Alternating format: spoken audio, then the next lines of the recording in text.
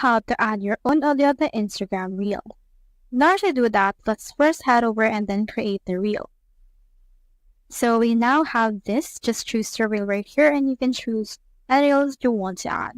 So I have these reels right here. Just head over and click on this music icon that you can see right here.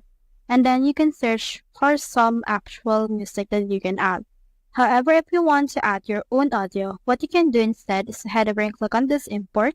And then you can import any audio from any video. And any video must be at least 5 seconds long in order to use that.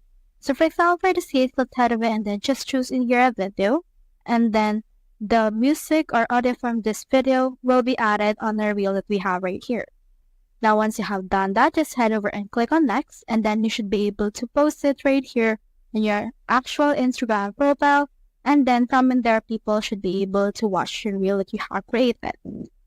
So that's how you add your own audio to Instagram Reels. Hope we helped.